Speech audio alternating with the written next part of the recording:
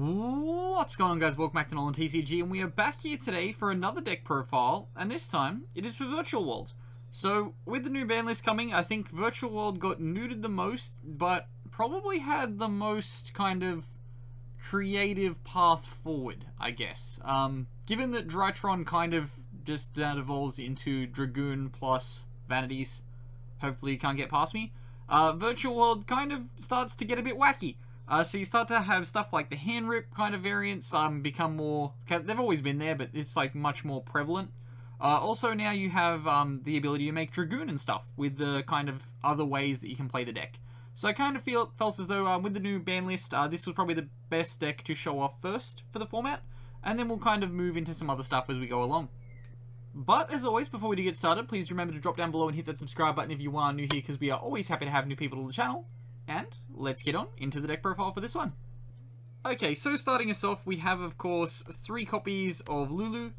It is still just standard Virtual World ratios, so 3 copies of Lulu is your primary kind of get everything card. 3 copies of Yan Yan. Hopefully with the new build, this is not your normal summon, so you do now kind of want to be discarding this off resolving the trap or the spell, and then hopefully your Yan Yan can come back later. You would much rather resolve the normal summon for something else that's going to be in the deck. Then after this, we've got, of course, the Earths, which become a hell of a lot more important in 3 copies of Gigi, and then 3 copies of Lili. At least for the fact that all of your Earths are non-tuners, meaning that they can all be used for the Gotems play, which is great. Then, next off, we've got the Monster Reborn, and that's 3 copies of Liao Liao. Then we have another Earth, which I guess can be considered important again. That is 1 copy of Tuto. It's a 6 Earth. It just gets you straight into Gotems. Again, this card is kind of a bit more important than what it used to be in the old builds. Then we have probably the best normal summon you can have in the deck now. That's 1 copy of Beast of the Pharaoh, because Beast of the Pharaoh is just going to loop and get you through the whole combo by himself if you see him. You can consider playing 3. I wouldn't want to brick on 3 though. You do just want to just see the 1 Beast of the Pharaoh. You can do the combos without him. Just if you do see him, hopefully it just kind of means that this is game pretty clearly. Then we get into a hand trap lineup. Again, hand traps are always like dependent on what you have what you play against at your locals. So it is pretty basic in this lineup. We're just playing 3 copies of Ash. This is the only monster-based hand trap. We are playing some impermanents later. Of course, though, those cards can be swapped out for anything you would like. Then as we move into our spell lineup, we are replaced, of course. This is Virtual World. It's pretty solved. 3 copies of Kowloon. Seeing this now becomes so much better because hopefully that means it's facilitating you into your Gotems plays. Because like kind of needing a non-monster is good because then you can get a lot more momentum rolling, I guess. It's probably the same way the deck's always been. This resolving Kowloon, good. Then we have 3 copies of Quinlong. Search from Grave, good when you can activate it face up. Again, good card. We're playing 3 copies of Foolish Burial Goods in this to try and improve consistency.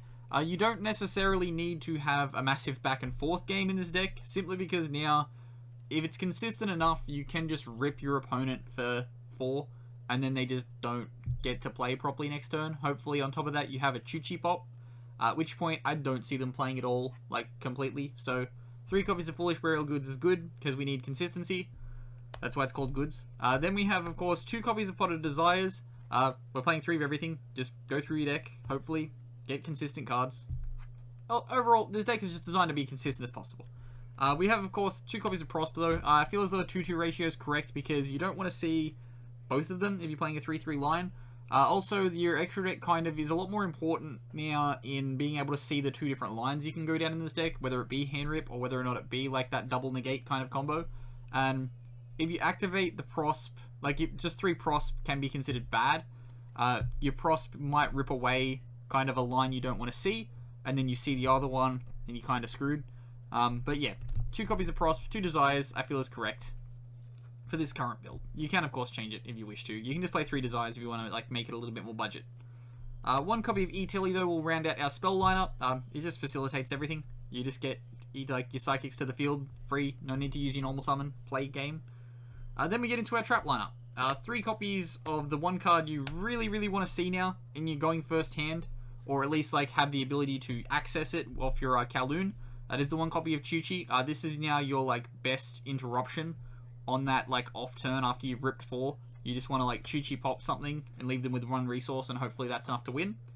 Then of course we have the 1 Zhang Wu. This is just going to get you that monster reborn, get you the discard, hopefully you win some games. Then rounding out in the main deck, as always, I guess it's been a while since we've had it round out with Imperm. Imperm kind of dropped out of my usage at locals for quite a while, but now it can kind of come back into it. We are starting to see a lot more like combo heavy stuff. I did consider these being Nibirus, however I feel as though we have a lot more like invoked kind of players at locals. Like always, we've always had like invoked and shit all running around, and I feel as though Imperm's just better in those matchups. Okay, next off we have the extra deck, and of course Mr. Degenerate, the man who will find himself probably onto the next ban list. That is 1 copy of XX Saber Gotems. Gotems, you just want to kind of loop him as much as possible with your Cloud Castles. So you want to summon him, pop him, rip a card, summon him back with Cloud Castle, pop him again, rip a card, summon back with Cloud Castle, pop him, rip a card, enter Blathnir, rip 4. Then we go into the next 2. So you only need to play 2 of these. That is 2 copies of Cloud Castle.